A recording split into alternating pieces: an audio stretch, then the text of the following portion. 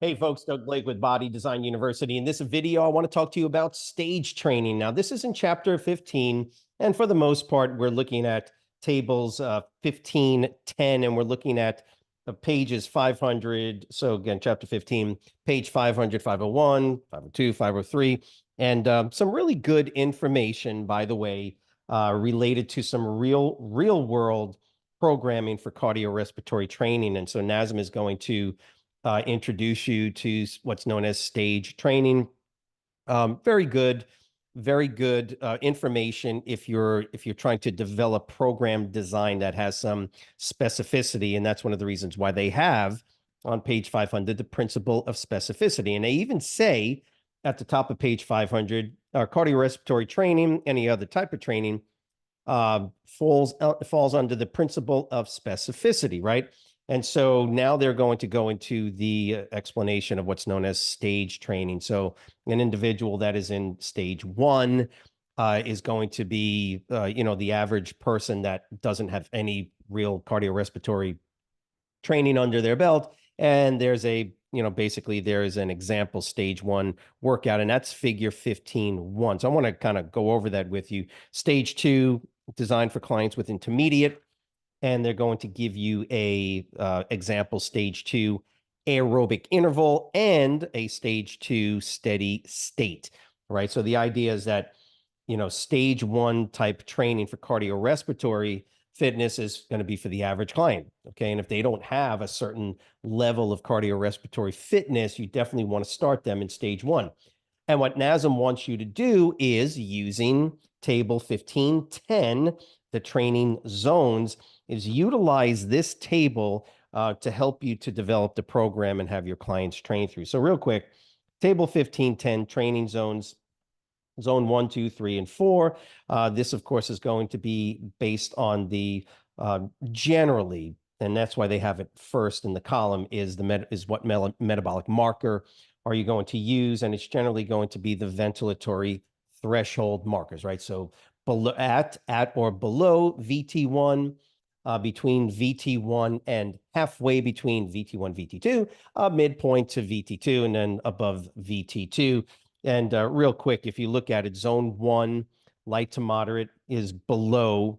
We'll generally say at or below, but as long as it's below their ventilatory threshold heart rate. Now, remember, you got to know what VT is. You got to know what your client's ventilatory threshold heart rate number is, right?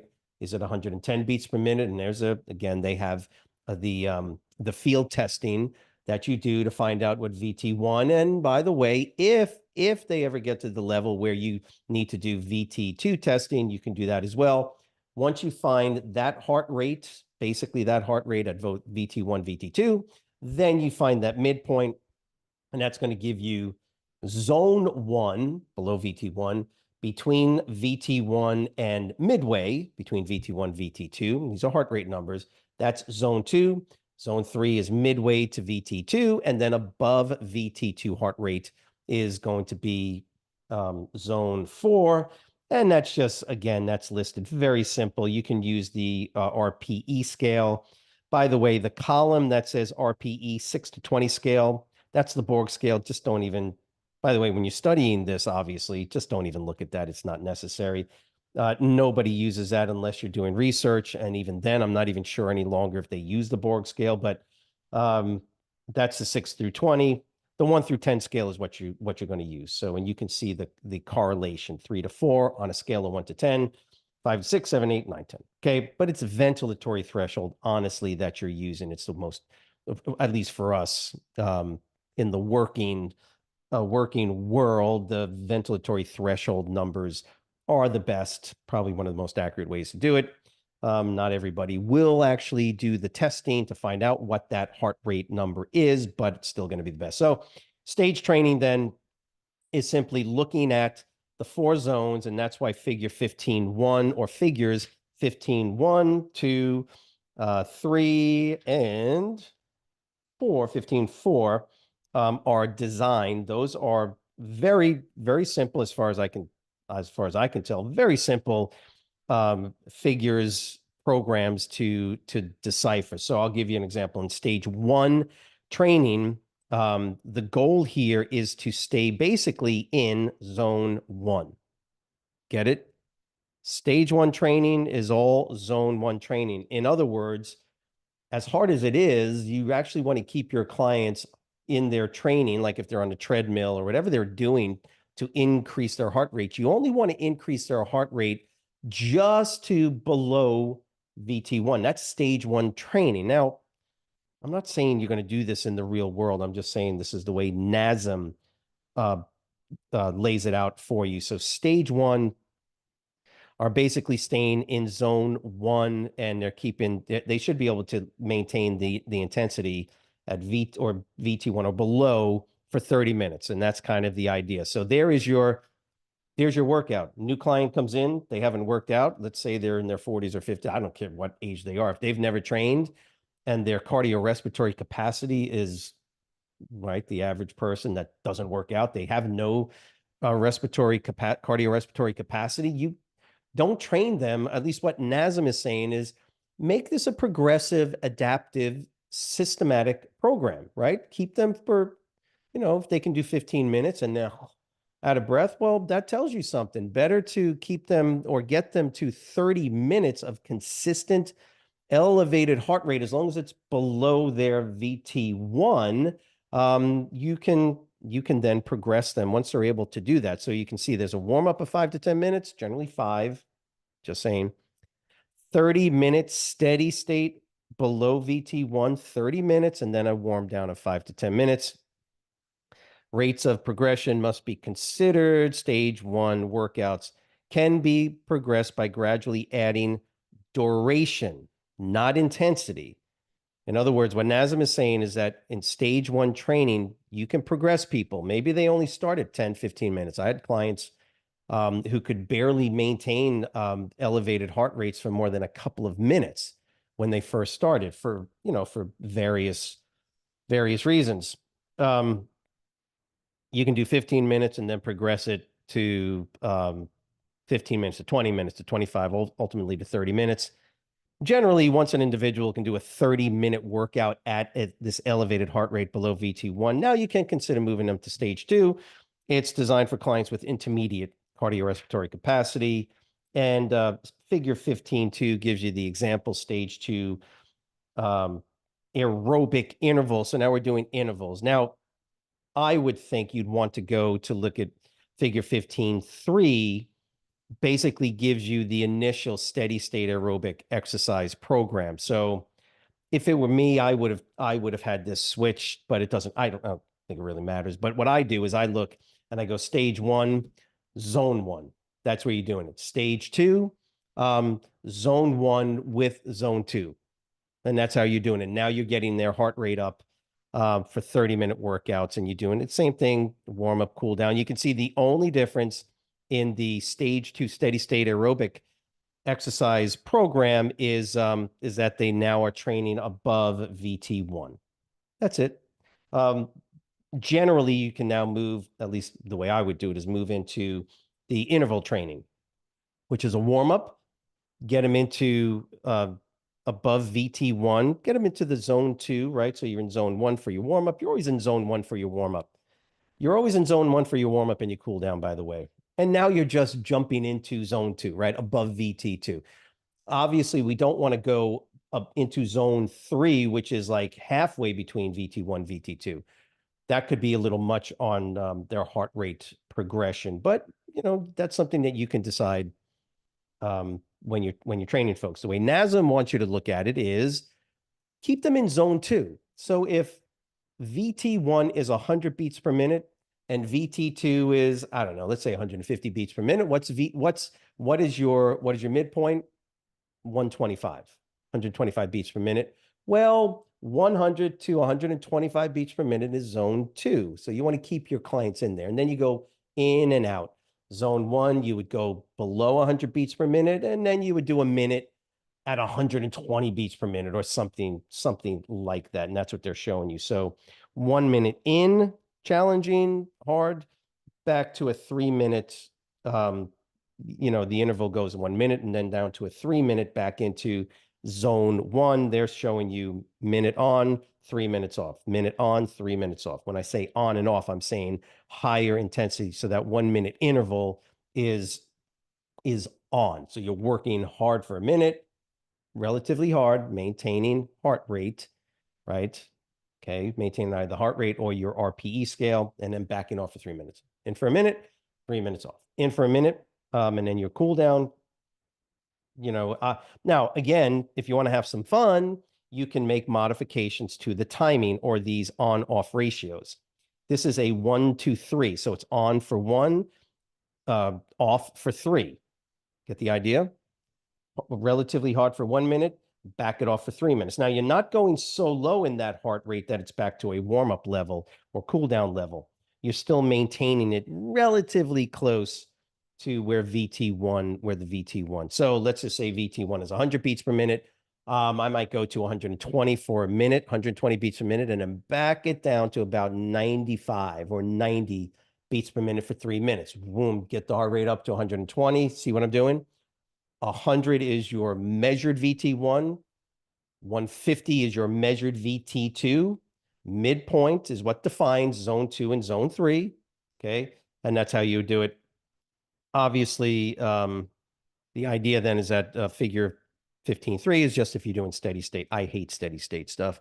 I'm always doing intervals, me personally. So I know most clients they get bored if they do steady state, but that's how you would do it. And you can see that they've got the individual at 30 minutes, at relatively in the middle of zone 2 somewhere. So if we're using my previous explanation or my previous example, maybe you got them at 115 beats per minute. If 125 is the separator between zone 2 and zone 3, maybe 115 beats per minute, something like that. Hope that makes sense. But that's something that you, as the trainer, you need to kind of mess around with and make sure that you're still maintaining integrity with your heart rate numbers that correspond to these variables, the VT1 midpoint, then VT2. Hope that makes sense. So stage 3 now, all you're doing with stage 3 is moving folks from interval training in zones 1, right? Zone 1 is warm up and you warm down. And now the training takes place in zone 2. So now the individual, after they warm up, they're going to spend all of their time in at least zone 2 and then intervals into zone 3. That's all that's showing, right? So the individual at this point should obviously have enough cardiorespiratory capacity and capability to maintain. Let's use my previous numbers. 100 is their VT1, 125 is midpoint, 150 is going to be a VT2, okay?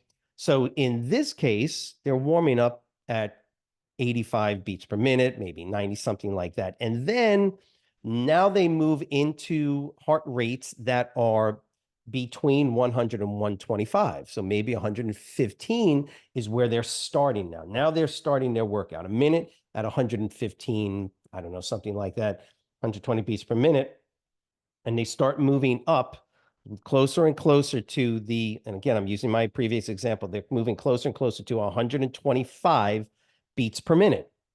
1 minute at, say, 115, and then one more minute. And now they're going to go into zone 3, which is going to be above 125 beats per minute. See how you can progress.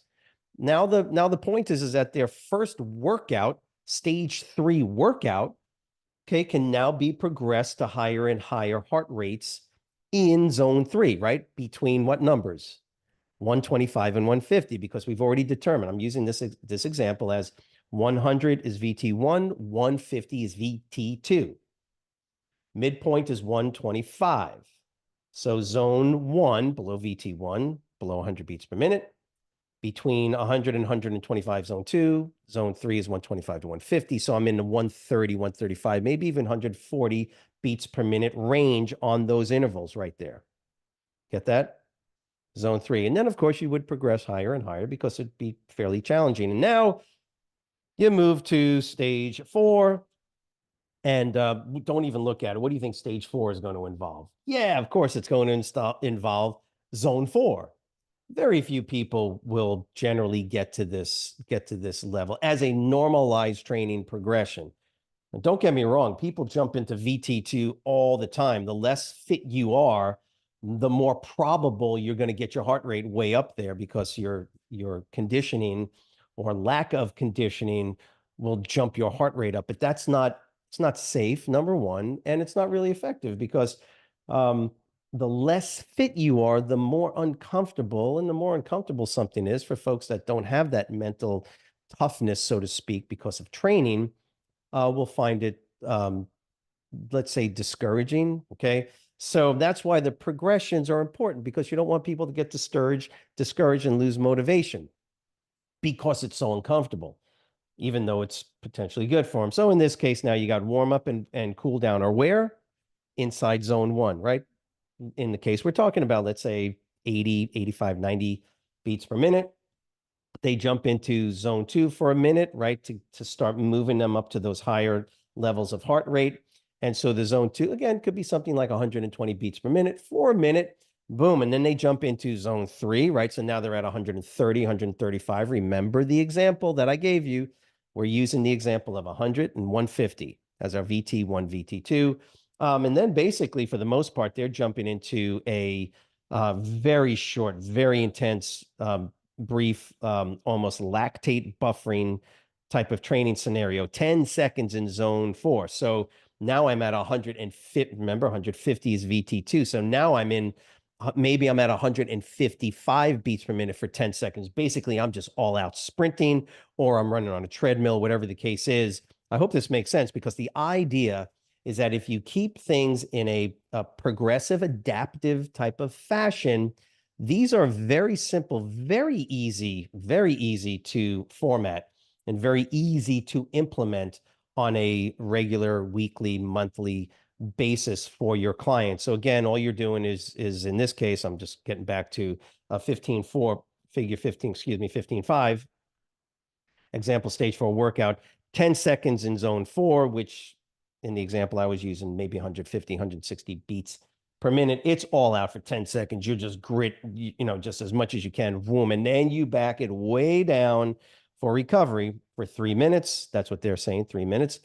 And then whoosh, get it back up to 10 seconds of super. And that's technically that's the workout. If you look at the timing on this, that's the stuff that you can start progressing with and making adaptive responses, right? Ultimately, you can get that up to 15 seconds, maybe even 20 seconds. All of these timings right here, these interval times, can all then be adapted and modified. And that's kind of the idea. That's why you can keep it fun. So I hope this was helpful because interval training is a mainstay for cardiorespiratory fitness training for clients. The stage training concept is very simple. It's very straightforward. But remember, it's based on zones 1, 2, 3, and 4. If you've ever seen other scenarios where they use a 3-zone training system, what they're really doing is they're not doing a midpoint between VT1, VT2. They're just saying zone 1 is below VT1, zone 2 is between VT1, VT2, zone 3 is above. Whatever. I like the 4-zone. With athletes, I actually use a 5-zone training system. Yeah, I do 5 zones. Where's the 5th zone?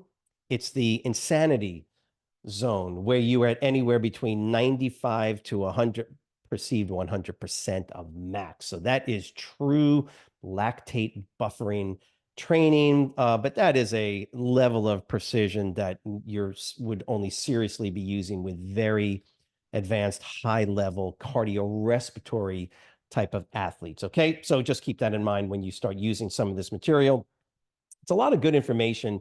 This has real world implications. You can literally take this information after you pass the NASM exam. You can use this material right now, by the way, with you and if you have clients. So as always, if this was helpful, write the word understand in the comment section below.